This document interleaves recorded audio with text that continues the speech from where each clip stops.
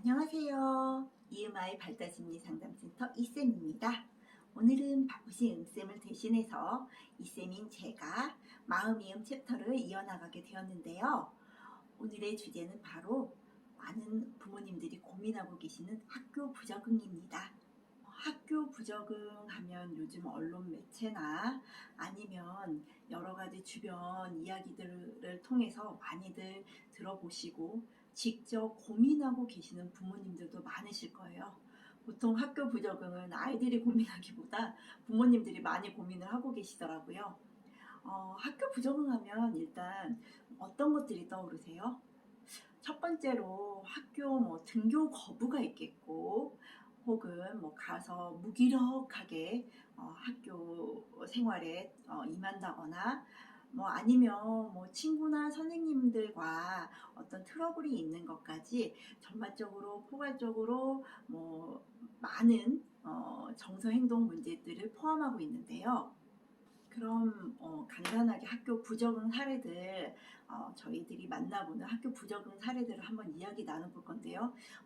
이 사례들은 모두 각색이 되고 가명임을 미리 말씀을 드릴게요. 일단 초등학교 저학년인 하늘이란 친구가 있다고 해요. 그 친구는 어느 날부턴가 학교 가기 싫다는 말 대신 배가 아프다, 어지럽다, 아침마다 계속 이렇게 힘들어하는 거예요. 그러다 보니까 엄마는 이 아이가 진짜 어디가 아픈가 하기도 해서 병원도 데리고 가고, 어느 날은 집에서 쉬고 실컷 스마트 게임도 하고, 그럴 때 보면 아이가 안 아파요. 그런데 이상하게 아침만 되면 어지럽다, 배 아프다, 토할 것 같다, 이런 신체적인 증상들을 보여주었다고 해요. 그리고 어떤 친구는 이제 조금 고학년이라고 해요. 이제 이 친구는 바다라고 할게요. 이 친구는 이제 대놓고 학교 가기 싫다고 해요. 학교 가려면 공부하기도 어렵고, 수업 시간 따라하기도 어렵고, 틀릴까봐 걱정도 되고, 그리고 전반적으로 친구들이 나하고 안 놀아줘, 선생님이 날 미워해, 이런 친구들도 있고요. 어떤 경우에는 급식 먹기 싫어서 가기 싫다는 친구들도 덜어는 있습니다.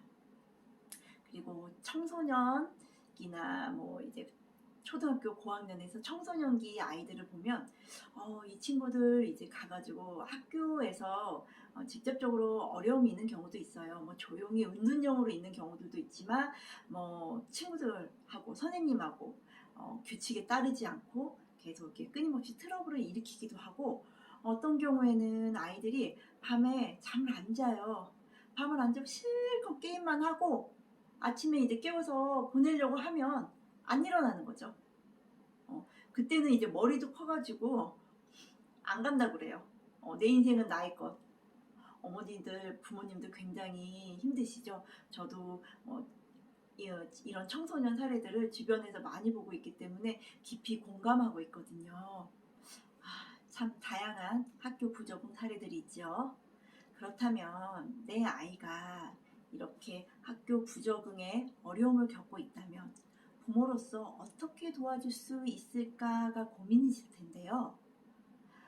먼저 저희 이제 상담자들은 먼저 심리평가를 권하기도 합니다.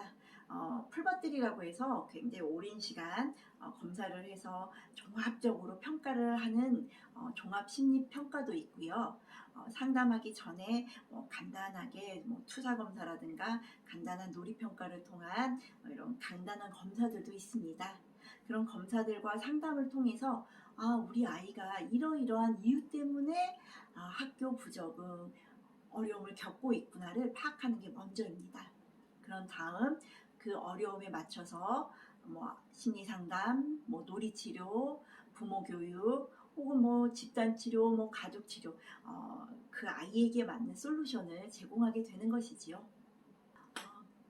그렇다면 앞서 말씀드렸던 우리 초등학교 저학년 하늘이, 고학년인 바다, 그리고 청소년 친구들에게 어떻게 또 접근을 했는지 간단하게 좀 설명을 드릴게요. 저학년이었던 하늘이의 경우는 분리불안과 애착의 어려움으로 저희가 평가를 했습니다. 그래서 우리 하늘이의 경우는 놀이 상담과 더불어 부모 교육 그리고 사회성을 위한 지원을 통해서 학교에 점차 적응을 시켰고요. 그리고 이제 고학년인 이제 바다의 경우에는 조금 더 이제 문제가 조금 더 깊어졌죠. 이미 조금 친구들하고도 뭐 어울리기도 어려워하고, 그래서 이 친구를 이렇게 살펴보니까 일단 뭐 사회성의 문제도 있고 성격적으로 이렇게 다른 친구들과 어울리는데도 좀 어려움이 있었고, 그리고 또 하나 학습의 어려움도 있다고 판단이 되었었어요. 그래서 이 바다의 경우는 아동 상담, 그리고 이 아동을 이해할 수 있는 부모 교육, 그리고 인지 치료를 통해서 아이가 전반적으로 학교에 적응할 수 있도록 이제 도움을 주었고요. 추후에는 기회가 된다면 집단 치료나 집단 상담을 통해서 또래와 상호작용을 경험할 수 있게 또 지원을 해서 또 학교에 적응시켜간 사례도 있습니다. 또 제일 또 어려운 경우에는 또 청소년들입니다. 청소년 같은 경우에는 그때 바로 청소년기에 확 올라오는 경우도 있고 만성적으로 어려움이 지속된 경우들도 있기 때문에 더 면밀히 살펴봐야 되는데요. 청소년의 경우에는 때에 따라서는 우울이나 심각한 불안, 자살에 대한 고민들도 가지고 있기 때문에 이렇게 응급하다고 판단되면 상담 이전에 먼저 약물 치료도 같이 병행하기도 합니다.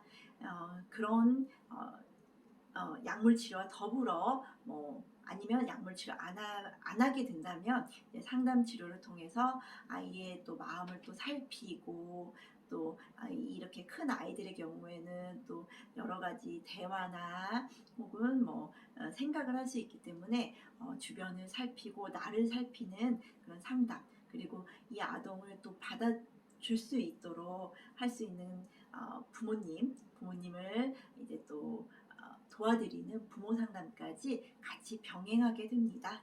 저희 이음아이 발달심리 상담센터에는 굉장히 어린 아이부터 그리고 청소년 그리고 성인까지 경험을 한 저희 상담자들이 있습니다.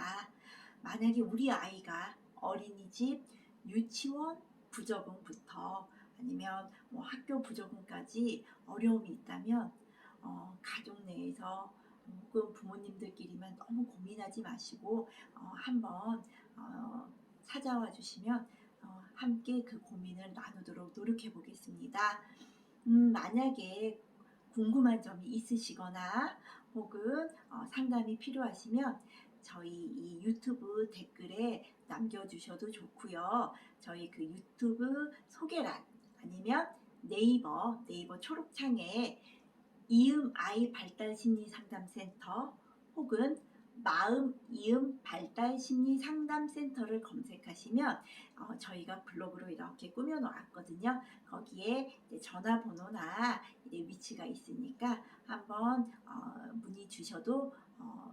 문의 주시면 도움을 드리겠습니다. 그럼 다음번에는 또 다른 유익한 내용으로 찾아뵙도록 하겠습니다. 다음 시간에 또 만나요.